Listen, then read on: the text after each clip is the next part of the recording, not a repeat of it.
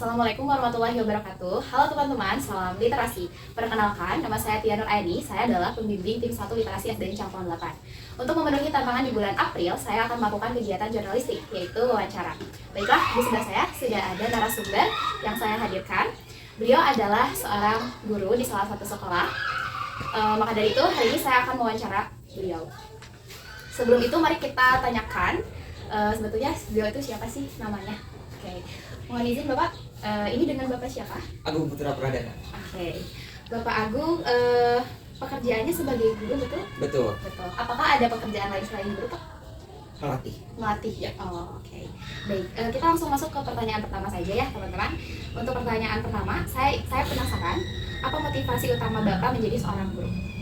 Motivasi utama saya sebagai seorang guru tentunya ingin memberikan yang terbaik untuk peserta didik di tengah banyaknya perubahan-perubahan di khususnya negara Indonesia yang sangat dinamis dan terkadang tidak melihat kondisi di lapangan seperti apa, tiba-tiba dirubah-rubah. Nah, maka dari itu mudah-mudahan dengan kehadiran saya di sekolah saya bisa memberikan dampak positif. Oke, baik. Lalu sejauh ini apa tantangan terbesar yang Bapak hadapi ketika Bapak mendidik siswa yang kita semua tahu di era seperti ini zaman sudah berubah banyak? Ya, tantangan terbesar tentunya kembali lagi pada kurikulum yang terkadang tidak statis, artinya terus berubah. Tapi itu tadi, walaupun berubah, alangkah lebih baiknya mungkin kalau bisa dilihat terlebih dahulu seperti apa di lapangan. Jangan sampai di lapangan untuk kurikulum sebelumnya belum terlaksana dengan baik, tiba-tiba dirubah lagi, akhirnya malah menumpuk pekerjaan untuk kami sebagai seorang guru. Oke, baik. Cukup luar biasa ya teman-teman jawabannya. Kita lanjut ke pertanyaan ketiga. Bapak kan di setiap kelas itu banyak siswanya itu memiliki latar belakang yang berbeda-beda dan kebutuhan belajar yang juga berbeda-beda. Bapak sebagai seorang guru, bagaimana cara menghadapi itu semua ketika di dalam satu kelas? Ya, alhamdulillah di kurikulum Merdeka saat ini itu ada yang dinamakan dengan belajar diferensiasi. Artinya walaupun satu kelas, tetapi kita bisa memilih mana yang sudah bisa, mana yang menengah, mana yang belum sama sekali.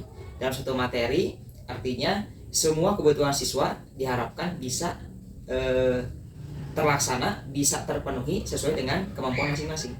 Artinya tidak seolah-olah yang nggak bisa dan yang tidak bisa, yang tidak bisa dan yang bisa, tidak semata-mata pokoknya ikuti apa kemauan guru. Tidak. Untuk sekarang yang tadi sudah saya jelaskan, yang tidak bisa usahakan untuk bisa, yang sudah bisa tetap pertahankan, dan kalaupun bisa membimbing, mengarahkan, bahkan mengajak rekan-rekan yang lainnya juga. Oke, berarti memang ini ada kolaborasi juga ya bersama Betul. siswa, bukan hanya guru sebagai sentral Ya. Oke, baik. Karir Bapak sebagai guru itu kalau boleh tahu sudah berapa tahun, Pak? Dari tahun 2015 ya, kalau saya mengajar di dunia pendidikan. Mungkin sampai dengan saat ini alhamdulillah masih bisa terus berkontribusi untuk memajukan pendidikan di Indonesia. Oke, berarti sudah cukup lama ya teman-teman, dari 2015 sampai 2025 ini kurang lebih dari 10 tahun ya Pak ya? Ya. Oke, nah pastinya di rentang waktu 10 tahun itu dari pertama Bapak terjun ke dunia pendidikan, ada beberapa kegagalan mungkin Pak, atau Bapak tidak merasakan kegagalan ketika melaksanakan karir itu? Tentu ada tantangan, rintangan, termasuk kegagalan itu sendiri. Kalau boleh tahu dan bisa dibagikan kepada teman-teman, kegagalan apa yang pernah Bapak alami? Kegagalan yang pernah saya alami mungkin tidak jauh dari seputar administrasi ya.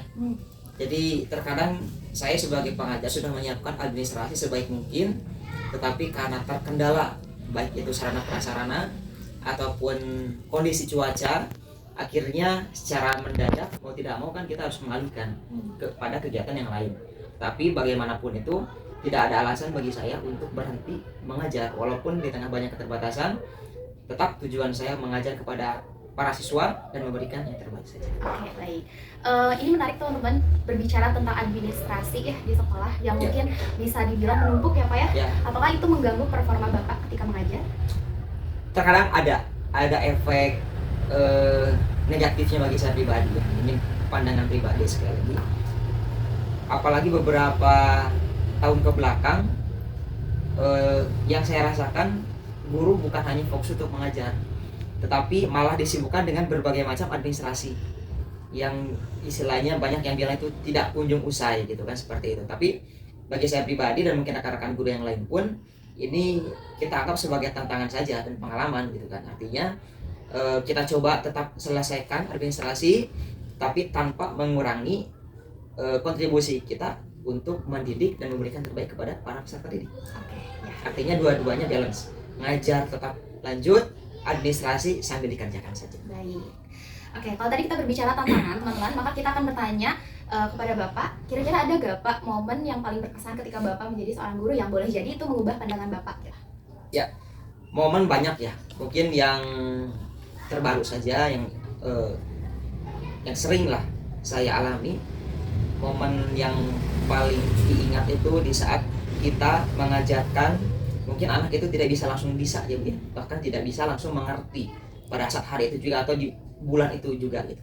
Tapi setelah lulus terkadang ada anak yang mengucapkan ungkapan rasa terima kasih karena telah diajarkan A, B, C, D, akhirnya mereka bisa lolos untuk pertandingan, perlombaan ataupun mewakili sekolahnya juga untuk mengikuti event-event bergengsi seperti itu. Bahkan yang pernah saya alami, banyak di antara peserta didik yang pernah saya ajar itu sudah istilahnya bekerja lah ya, sukses bagi mereka sendiri, takaran mereka sendiri gitu kan, sampai datang kepada saya mengucapkan hanya sekedar silaturahmi, mengucapkan rasa terima kasih aja. Oke, baik Bapak, berarti sebetulnya memang hal sekecil apapun yang kita berikan selaku guru ya kepada siswa itu sangat bermanfaat bagi mereka gitu ya Pak? Ya, intinya ya kita jangan mengharapkan sesuatu juga lah pada anak-anak atau siswa, apalagi pada orang tua. Selama insya Allah mungkin kalau kita bekerja dengan tulus, pasti hasilnya pun ya secara tidak langsung hanya tinggal menunggu waktu akan kita dapatkan juga. Ya baik, ke pertanyaan selanjutnya Bapak, menurut Bapak sendiri gambaran guru ideal di masa depan itu seperti apa sih? Guru ideal ya guru yang tidak pernah berhenti untuk terus belajar, mengembangkan potensi yang sudah dimiliki ataupun yang memang belum dimiliki.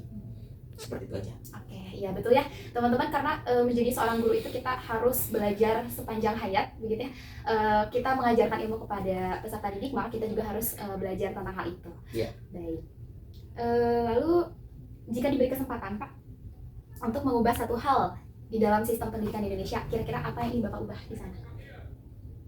Kalaupun misalkan diberikan kesempatan, sebetulnya tidak ingin banyak merubah sih, hanya ingin menjalankan program-program sebelumnya yang memang belum terrealisasi saja. Adapun sudah terrealisasi, jangan sampai cepat untuk berpindah gitu ya, cepat untuk dirubah segala macam. Karena mungkin kita untuk stakeholder mudah rasanya untuk mengubah-ubah kan, tapi belum tentu untuk anak-anak. Di tengah berbagai macam perbedaan kemampuan para siswa, tidak bisa kita samaratakan. Makanya di kurikulum mereka kan ada yang namanya berdiferensiasi, itu sebetulnya untuk memenuhi kekurangan-kekurangan yang ada pada siswa. Artinya tidak ada anak yang terus ketinggalan, tidak ada anak yang terus maju sendiri. Artinya untuk mencapai satu visi dan misi itu ya kembali lagi pada aturan atau sistem itu sendiri, kemudian disalurkan oleh para pendidik atau guru. Maka dari itu memang dibutuhkan sistem yang jelas, aturan yang jelas juga, supaya tidak berubah-ubah, kecuali berubah mengikuti perkembangan zaman. Memang itu tuntutan, tidak bisa kita terus-terusan mengikuti kurikulum yang terdahulu, misalkan KTSP. Banyak orang yang bilang kayak jual obat, guru terus ngomong gitu kan istilahnya. Anak ngerti gak ngerti, pokoknya guru beres ngomong seolah-olah anak dianggap mengerti. Ya itu yang tidak boleh dilakukan di zaman sekarang, karena balik lagi perkembangan teknologi, perkembangan zaman pun sudah berbeda. Seperti itu. Oke, betul. Saya setuju ya teman-teman, karena sebuah kurikulum tidak akan bisa efektif gitu ya Pak, Betul. kalau misalkan diganti dalam waktu yang sangat pendek gitu ya. Apalagi untuk siswa-siswi kita yang memang berbeda dari segi kebutuhan dan latar belakang belajarnya, proses belajar mereka pun akan berbeda juga. Oke, baik. Pertanyaan terakhir Bapak, apa rencana Bapak di beberapa tahun ke depan? Apakah akan tetap menjadi seorang pengajar atau seperti apa? Kalau harapan tentu pasti lebih tinggi ya Bu ya. Saya ya ingin jadi istilahnya apa ya, saya selalu menanamkan dalam diri kalau bisa jadi pejabat mending jadi pejabat gitu kan. Dalam artian terkadang pejabat di sini yang saya maksud itu, saat saya punya jabatan pasti kan setidaknya ada power gitu ya, untuk baik itu mempertahankan sistem, merubah sistem dari yang kurang menjadi yang sesuai gitu kan, seperti itu. Tapi ya saya pun tidak muluk-muluk, artinya selama saya masih dipercaya, selama saya masih punya semangat, saya tidak akan pernah berhenti untuk terus memberikan yang terbaik untuk dunia pendidikan khususnya, dan terutama untuk instansi yang saya tempati saat ini. Pokoknya terus semangat untuk memberikan terbaik, memberikan pelayanan terbaik untuk pendidikan Indonesia. Oke, baik. Jadi sebetulnya Pak Agung ini mau menjadi apapun itu ya, apalagi menjadi seorang pejabat mungkin nanti yang khususnya di bidang pendidikan Ya. ya Pak, karena tetap tujuannya satu adalah untuk memperbaiki pendidikan di Indonesia gitu, untuk berkontribusi di dalamnya. Begitu teman-teman, luar biasa sekali sesi wawancara kita pada hari ini. Tapi sebelum saya tutup, saya ingin mendengar istilahnya statement terakhir dari Bapak deh gitu. Oke. Statement untuk apa dulu? Bebas mungkin motivasi Oh, terkait. kalau untuk motivasi paling dimanapun ya kita ditempatkan, berikan yang terbaik, berikan pelayanan terbaik, tidak usah muluk-muluk. Pokoknya apa yang sudah terlihat di depan mata kita selesaikan satu persatu. Seperti halnya kita mau menaiki anak tangga, ingin ke atas, tidak mungkin kan satu langkah langsung ke atas. Betul. Adapun step by step kita nikmati, kita jalani prosesnya, dan tidak ada kata terlambat untuk setiap orang. Artinya selama kita terus bergerak, terus dinamis, insya Allah tujuan kita akan tercapai. Seperti itu. Oke, baik. Terima kasih Bapak. Pada intinya adalah kita harus menyelesaikan apa yang sudah kita mulai ya teman-teman. Betul. Dengan langkah-langkah tadi ya, step by step. Oke. Baik, terima kasih banyak Pak atas Sama-sama. waktunya. Informasi yang Bapak sampaikan tadi sungguh menarik dan luar biasa. Semoga bisa bermanfaat untuk teman-teman yang mendengarkan. Oke. Amin. Sekian dari saya. Terima kasih banyak. Mohon maaf apabila ada kesalahan. Terima kasih sudah menyimak video ini sampai akhir. Wassalamualaikum warahmatullahi wabarakatuh. Waalaikumsalam warahmatullahi wabarakatuh.